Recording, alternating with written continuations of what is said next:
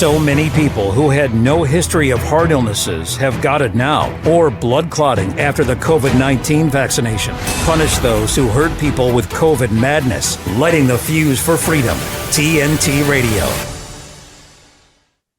Welcome back, ladies and gentlemen. Welcome back to the program. This is TNT, Today's News Talk. I'm Patrick Henningsen, your host. We're still in the first hour. Now, we're going to do a pivot right now over to the Middle East. Now, yesterday we spoke to international human rights lawyer Mohammed Akunji about this very dire situation that is unfolding right now in Rafah, southern Gaza, where you have refugees accumulating, internally displaced persons, those who have survived the Israeli onslaught in northern Gaza and southern Gaza, pushed into the area of Rafah. And it does appear, at least from the statements by many Israeli officials, that there are plans afoot to push hundreds of thousands of Palestinians, whoever survives anyway, the upcoming Israeli assault, into the Egyptian desert in the Sinai Peninsula. That would be the most horrific outcome imaginable.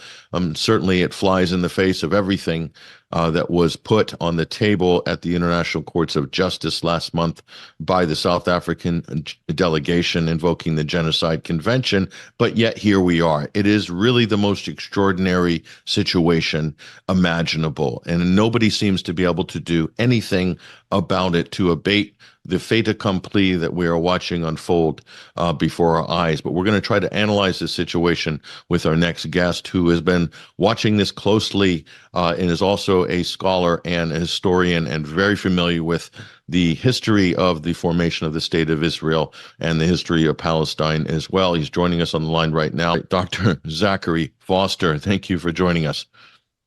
Patrick, thanks so much for having me. Thank you. Zach, the situation right now, I mean, how can you sum this up right now, where we're at? I know when we last talked, this wasn't really the issue, but now this is the issue. What do you make of the situation that's building up in Rafah right now? Well, we've known Israel's plan since late October.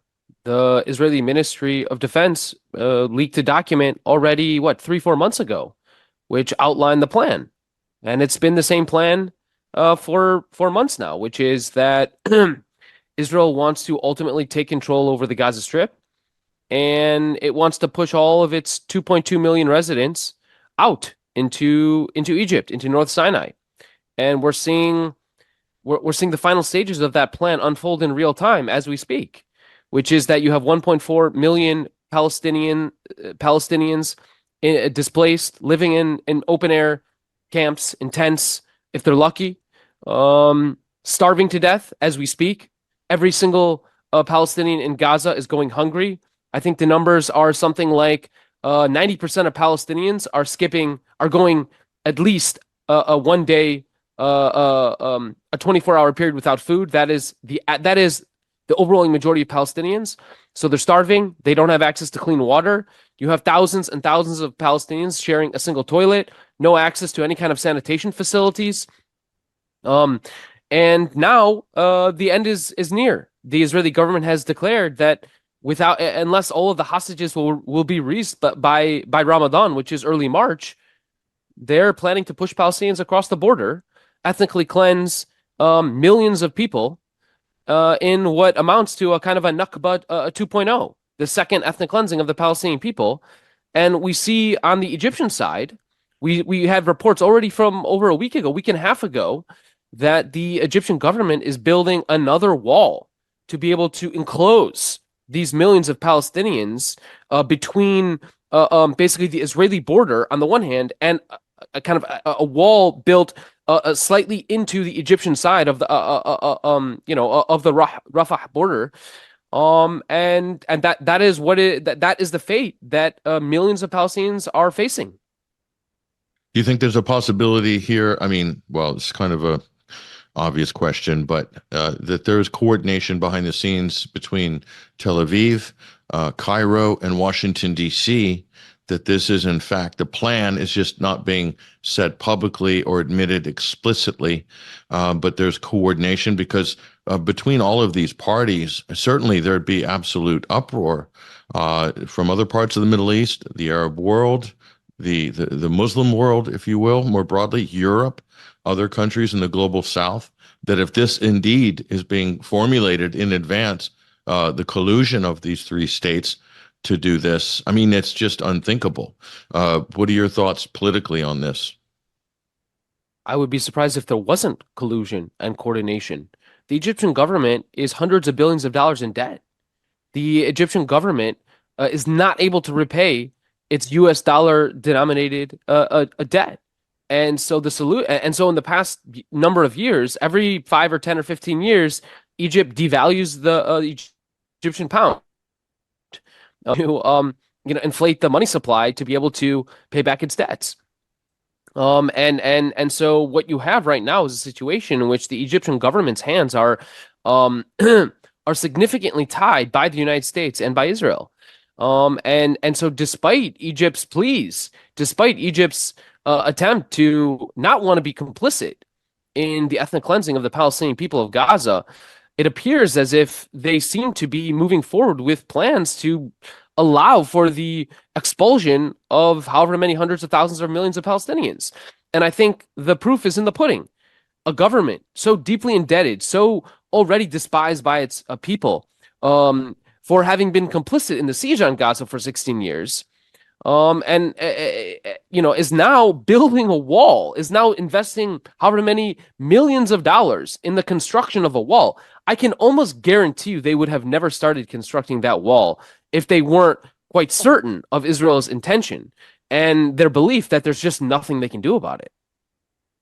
This is kind of a trap in a way, Zachary, because if we look back in history, you've seen Israel's incursions into Lebanon during the Civil War, so-called Civil War in the 1980s, and that was to basically deal with what it saw as, the PLO or Yasser Arafat aligned factions, militant factions in Lebanon. It saw fit to invade in order to deal with that problem. So pushing Palestinians out historically, Zachary, has never been any kind of solution, really. All it does is invite more conflict. Could we see the same thing happening? I know I'm jumping ahead here, but could we see the same thing happening with Egypt, where Israel would turn around and say, well, we have extremists that we have located in the camps in the Sinai, and we feel that we need to go in and secure that. What do you think about that possible future scenario? Well, if you thought locking 2.2 million Palestinians into an open-air prison for 16 years was a recipe for violence and retaliation, then pushing millions of Palestinians into Egypt would lead to probably much worse. What we've seen here is that whenever Israel pushes Palestinians across the border, as it did in 48, when it expelled 750,000 Palestinians, leading to hundreds of thousands of Palestinians in refugee camps in the West Bank, in Gaza, in Lebanon, in Syria.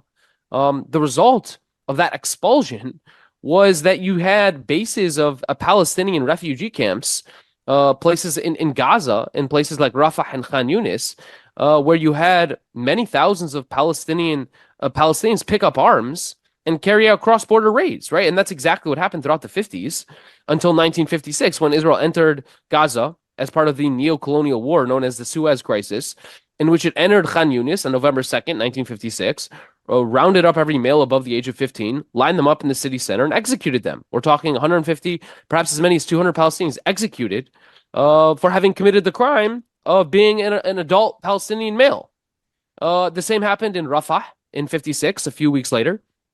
The same happened throughout the late 1960s and 70s, when Israel was actively engaged in now attacking Palestinians across the Jordanian border, right? In Black September 1970, Palestinians are carrying out these cross-border raids, attacking Israeli targets inside Israel.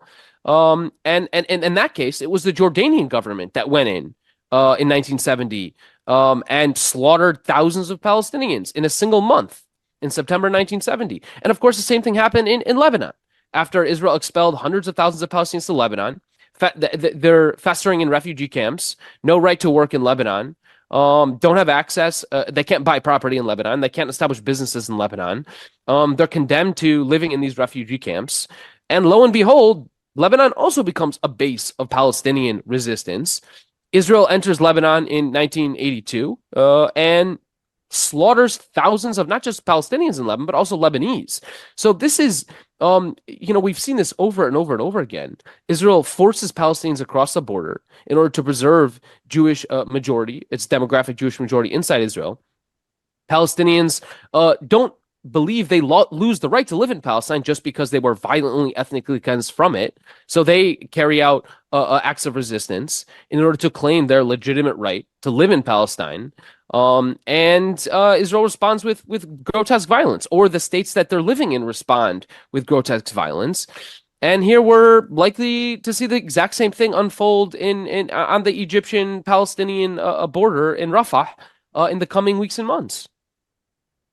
And on top of this, and what you said is really chapter and verse, I think, a serious reality that we're looking at if this is allowed to happen. But what's somewhat worse, though, Zachary, is that tell us about Israel's plans for expansion, because this isn't a conspiracy theory, especially with the current Likudic coalition and government, arguably the most far-right extremist government in Israeli history. There are plans afoot. There have been plans afoot. Maybe you could tell us about the historic aspects of this to expand the current state of Israel, which has undeclared borders, and that's probably why, so that they can leave the option open for expansion. But tell me how that factors into this situation, be it Sinai or Gaza or even beyond. Your thoughts on this? Well, the goal of the Zionist movement was to establish a Jewish state in Palestine, and Palestine has always been, for the Jewish community of Palestine, it has always been British Mandatory Palestine. And so the Zionists were not content with the 47 partition plan. They expanded the state's borders beyond what was allotted to them by the UN in that November 1947 plan. And then and so that state survived for about 18 years, from 48 to 67. And as soon as they had the opportunity, they expanded the borders of the state and took over Gaza and the West Bank and Jerusalem. And of course, also the Golan and Sinai. But those were but Sinai was never really of interest to Israel. In fact, in the aftermath of the 1967 war, the Israeli cabinet met in June 1967 and basically said, look, we're not really interested in Sinai. We hope to give that back eventually to Egypt. But we are interested in controlling Gaza, right? Because Gaza is part of historic Palestine. But we're not interested in the Palestinians living in Gaza. We don't want them there. They're a demographic problem. They're a security threat. So they made the decision on June 18th, 1967, that as soon as they figure out a way of ethnically cleansing the 400,000 Palestinians that were living in Gaza at the time, right? So this is June 1967. As soon as we figure out a way of ethnically cleansing the 500,000 Palestinians living there, then we will annex Gaza. And they, in fact, executed on this. But this wasn't just a theoretical plan. They actually executed on this. And from June 1967 until 1970, there was a secret agency established inside Israel to try to compel Palestinians in Gaza to leave voluntarily.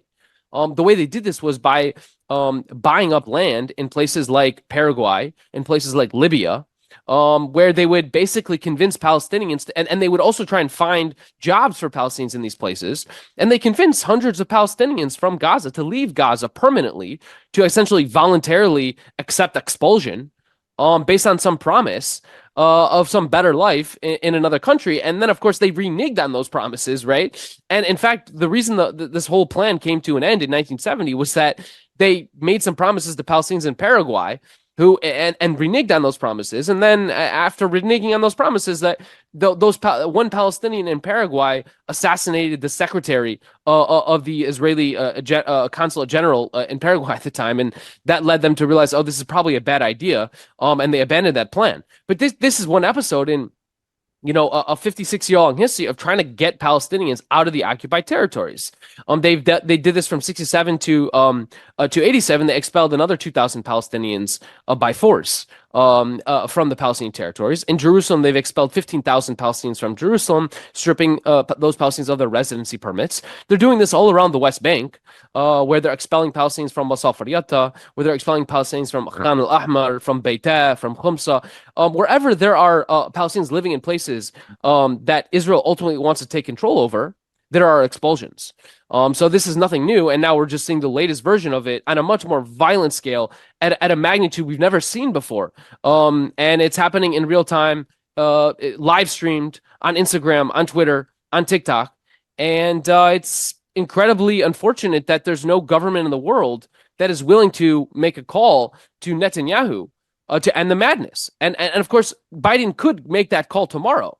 Recall that Ronald Reagan himself called Israeli prime minister at the time, Menachem Begin.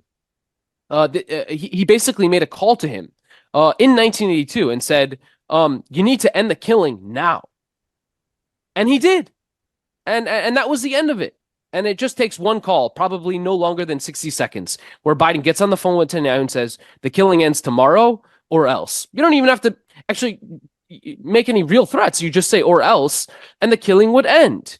But Biden is a stooge, and he's complicit in the genocide, and it doesn't really seem like that's likely to happen. So here we are witnessing Nakba 2.0, the ethnic cleansing of millions of Palestinians. We're witnessing it in real time. No, it's just very true. The United States does hold all the cards. They hold all the leverage. They hold all the power, not just diplomatically, but Israel couldn't be able to prosecute any of these military campaigns without the assistance of the United States. Militarily, they're supplying the bombs, they're supplying the ammunition, they're supplying the bullets, they're supplying all the technical support for the American aircraft, they're supplying the satellite reconnaissance for targeting, for drone targeting, and drone technology itself is being supplied by the U.S., including operators of these technologies, which are embedded in various parts of the Israeli Defense Force. Okay, so the U.S. can, as you said, Zachary, they could make one phone call. Joe Biden, and it's happened before, as you said, and even George Bush Jr. Intervened with the situation in Gaza, and they dismantled settlements. Of course, that led to more settlements being built, of course, in the West Bank. But the point is, everybody, Zachary, who's saying, well, you know, the United States is under, you know, the tail's wagging the dog, and they can't do anything about Israel. Israel controls the U.S. government, when in fact it's actually the other way around in terms of leverage. Isn't it interesting how this conversation's been flipped in order to kind of enable what we're seeing here? Yeah, you're exactly right. It's the tail wagging the dog. I think that is the perfect analogy. We have an organization called AIPAC, which I'm sure your listeners are very familiar with, who has raised $100 million to deploy, to put to work in helping elect pro-genocide candidates to the U.S. Congress. Right? This is the largest single issue spender, a lobbyist organization in the primaries. Not for helping Americans get healthcare, not for helping fix our infrastructure, not for solving our education problems, but for getting candidates into the United States Congress who are willing to send Israel a blank check every year. Previously, it was $3.8 billion. This year is probably going to be more like 11 billion plus the 3.8, so more like 15 billion. So this is what we've got, and they're very active, and they're well organized, and they're well funded. They target Israel's most vocal critics in Congress. So Rashida Tlaib, the Democratic congressperson from Michigan, they tried to convince both Hill Harper and Nasser Beydoun to accept $20 million in campaign financing to run against Rashida Tlaib, and both of them, not only did they wisely reject the blood money, but they leaked the news of the amount of money that they were offered, apparently to convince other Democrats to also reject the blood money. But of course, this money offered to Hill Harper and Nasser Beydoun was just one among many offers made to many potential candidates trying to unseat essentially every member of the United States Congress that opposes the genocide happening in Gaza. You have AIPAC working to unseat them. This is the case with Jamal Bowman, This is the case with Cori Bush. This is the case with Summer Lee. This is the case with Ilhan Omar.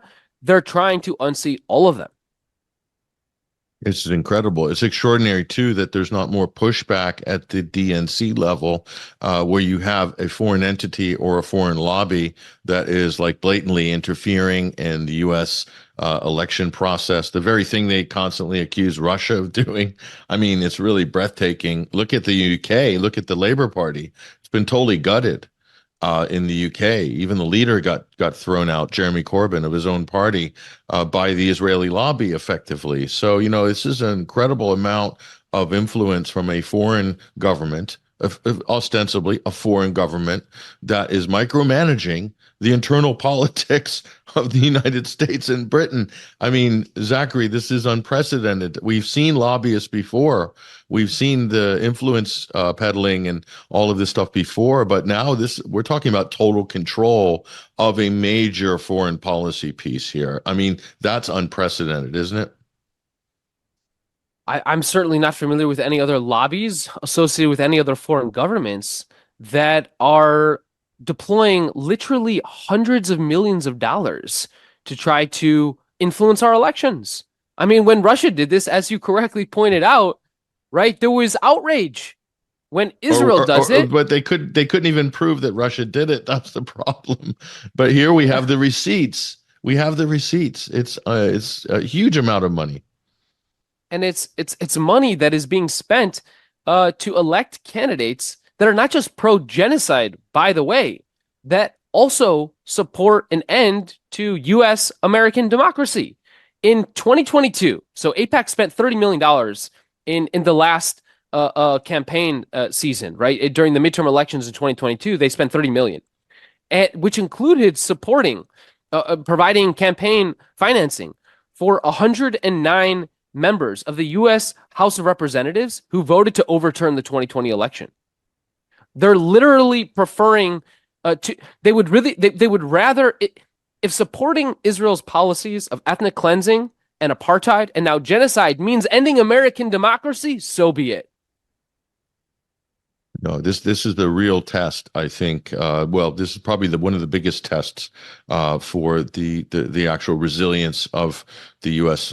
Federal government in terms of its ability to be autonomous, to be sovereign, to make decisions in the best interests of the country, of course, but I would say for the world, in fact.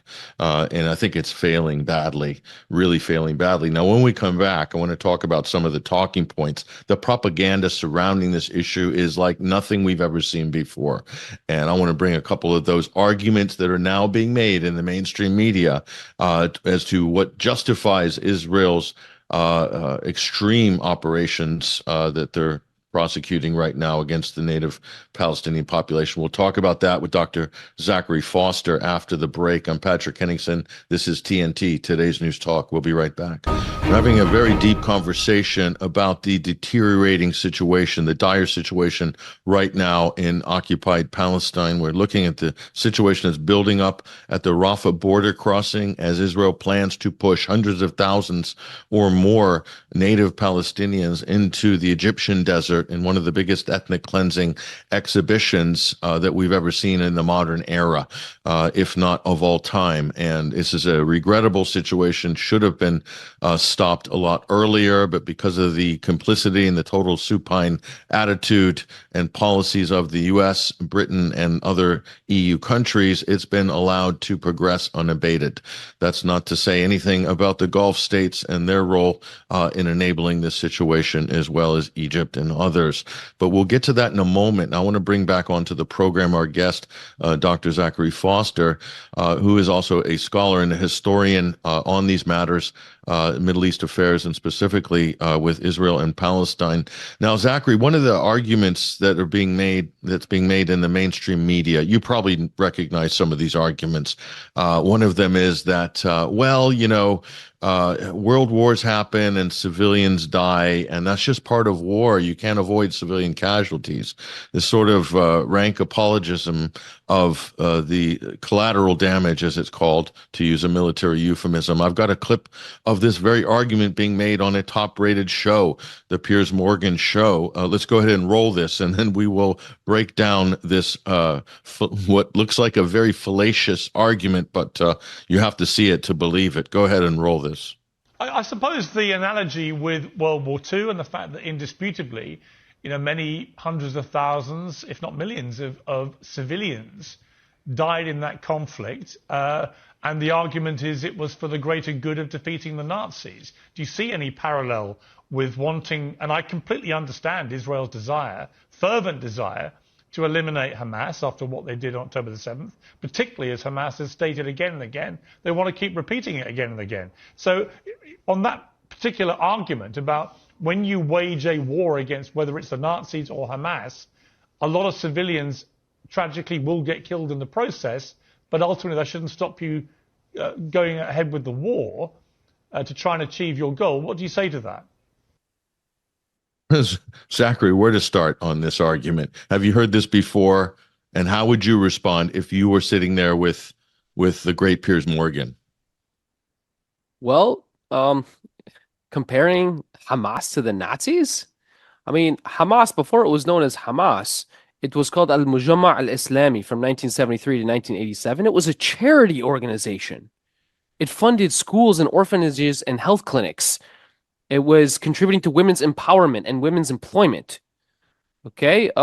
Last I checked, the Nazi regime did not begin as a charity organization that evolved into a resistance movement, resistance to a brutal military occupation.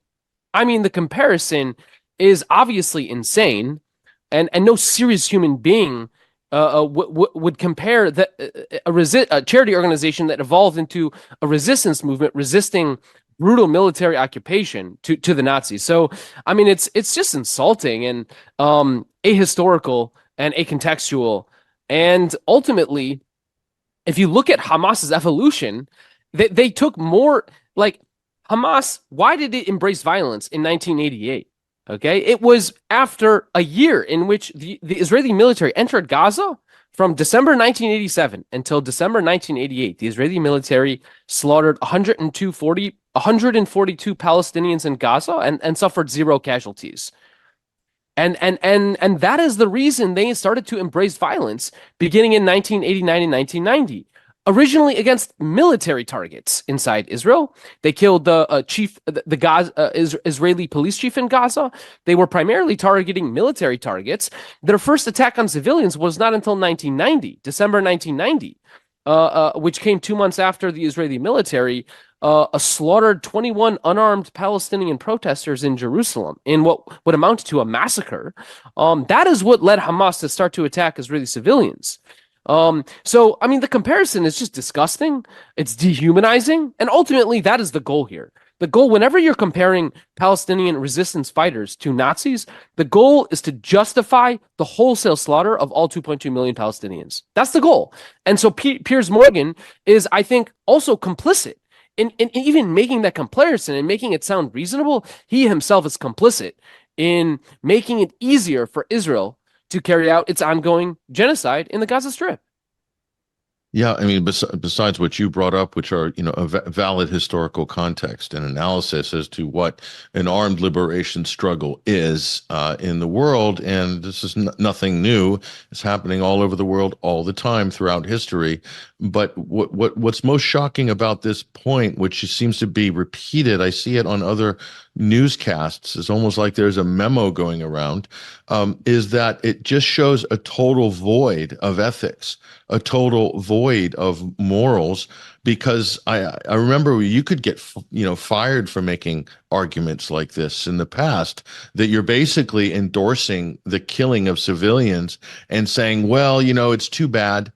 It's too bad, whatever, 5, 10, 20,000, 27, 20, 30,000. It's just unfortunate. And, 30,000 isn't that much, Zachary, because during the Second World War, many millions died. So this is really just a drop in the bucket in terms of, dead civilians. So it shouldn't stop Israel from waging their war. They need to wage against Hamas because they feel threatened.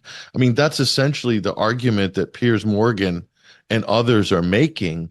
They're trying to dress it up, But to me, this just speaks to the kind of degradation of the discourse in the West. I'm seeing politicians parrot the same talking point. I mean, I can't believe I'm actually watching this, because this would have been totally out of bounds 10 years ago. And here it's just not common parlance. Unbelievable. What do you think?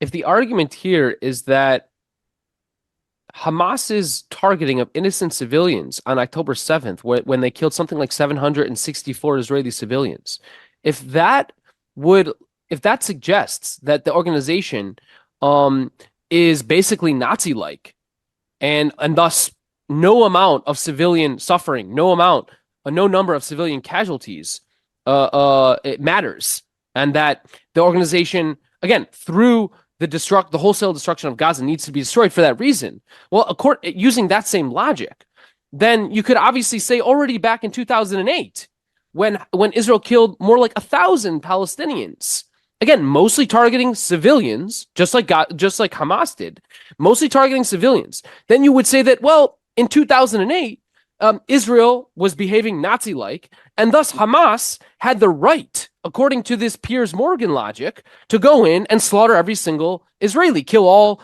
10 million Israelis, because the government carried out a massacre in Gaza. I mean, that's the argument being made here, that when the government carries out an atrocity, that when the Israeli government or when the Palestinian pseudo-government in Gaza carries out an atrocity, then the appropriate response is, or a potentially legitimate response, is to go in and wholesale massacre every single man, woman, and child living in the country or living in Gaza. I mean, that's the argument being made. And yet, it's appropriate or acceptable to say these kinds of things when it's the Palestinian civilians who are the ones that would face the brunt of that retaliation. But could you even imagine a Piers Morgan after the 2008-2009 war, when Israel overwhelmingly targeted civilians? They killed a tiny number of Hamas militants. The vast majority of the deaths were Palestinian civilians. And in fact, the Goldstone report that was produced by the United Nations in the aftermath of that war concluded they assessed 11 strikes in which the Israeli military killed Palestinian civilians in Gaza. Out of those 11 strikes that were analyzed, 10 out of the 11 strikes had no military objective. The military objective was killing innocent Palestinian civilians. There was no other target.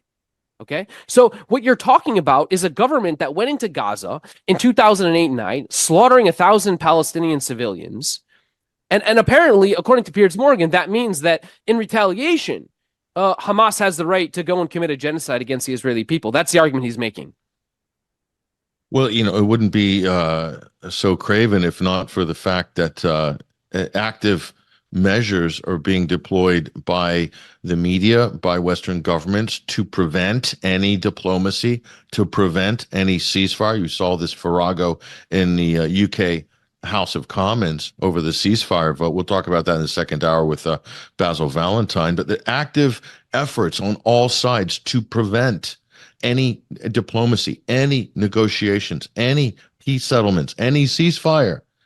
So you combine that with this rhetoric, you combine that with this type of discourse, and it really just seems like everybody is up for escalation throughout this. I mean, where is this going to end? It's almost like there are parties that would like to see a wider conflict.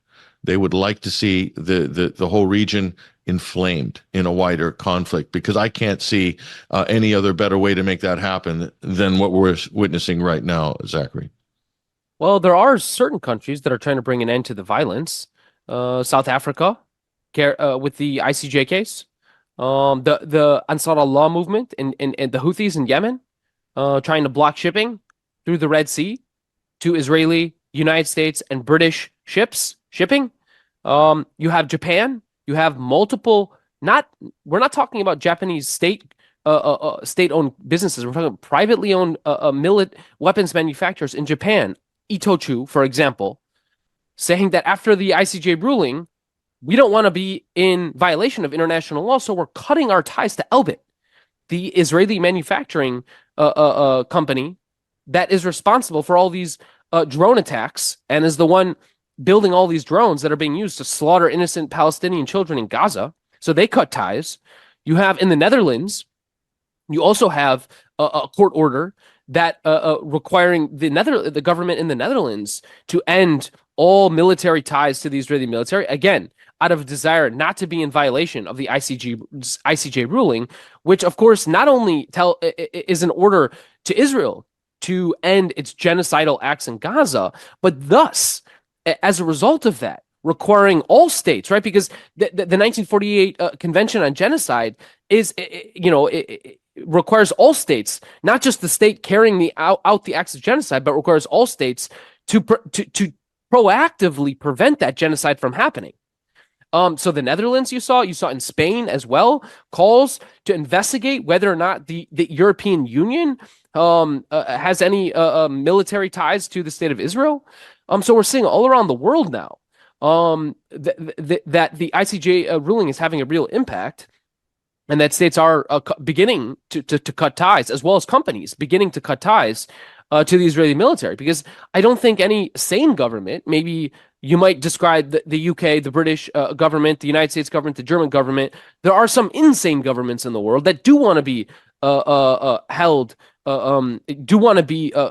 complicit in the genocide. But I think most governments, most sane governments, most ethical governments, most humane leaders around the world are saying, we want to have nothing to do with this. No, this is true. And I also see that the BDS effort as well, and I'll combine that with the South African ICJ efforts there. That is actually making an impact, at least on the corporate side, with some of these companies. And you also mentioned Elbit Systems providing that drone technology to the IDF. And so that becomes a real political issue as all of these election cycles start to converge right now in 2024, and those fall foul of domestic legislation in so many different countries where there's an absolute prohibition of supplying arms and weapons to any country, much less the state of Israel, that's engaged in any questionable or genocidal activities or war crimes for that matter. It can just be a simple case of war crimes. It doesn't even need to rise to the level of genocide, although it's going to get there with the evidence that's been presented, of course. So this becomes a political problem right across the Western Hemisphere. Zachary Foster, I really appreciate you joining us on TNT this week. Thanks so much for having me. It's a great conversation, and I want to continue that conversation going forward. Follow Zachary Foster on social media, X, Twitter.